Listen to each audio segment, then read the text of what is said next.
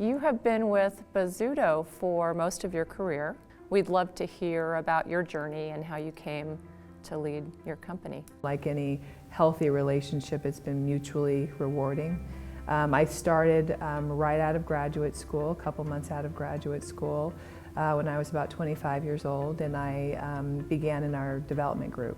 Tom Bozzuto, many people don't know this, but he spent a portion of his career at HUD, and so affordable housing had always been a passion of his. Bozzuto has always developed affordable housing, and that was where I spent a lot of my time in study in graduate school. So my thesis was around affordable housing preservation, affordable housing development, so I'd come across Tom's work at the time. With a scope of 85,000 units, that's a lot of lives you're responsible for, isn't it? It is a lot of lives. Yeah, you know, it's funny, we're managing real estate, but this really is a people business. I would say it is, you know, maintaining the strength of our culture, which has really been, you know, one that we've been able to protect over the years as we've just expanded and modified and changed as an organization.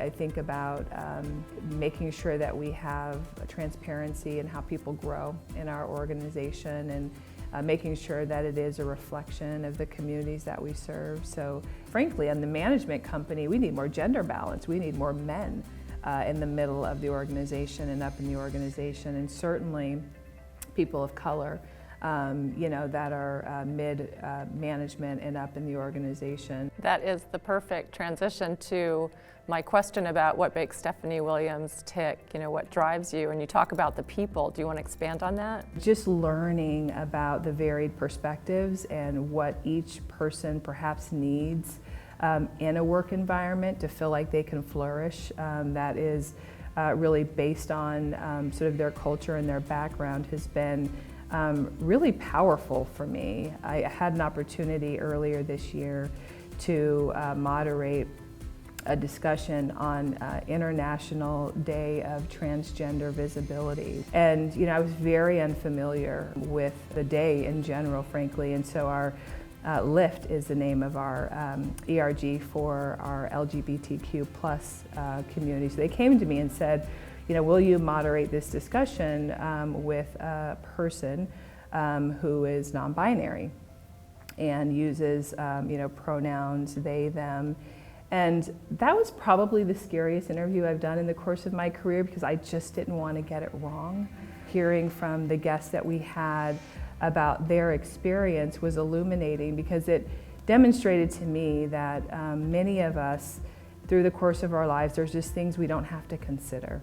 You know, the learning, particularly when it comes to our people and what really gives them a sense of belonging, is what energizes me, because I think we've all been in a place where we felt like we're on the outside, and that's a really scary and vulnerable and lonely place to be. Stephanie, the sense of belonging resonates with where we are in this moment with Crew Network too.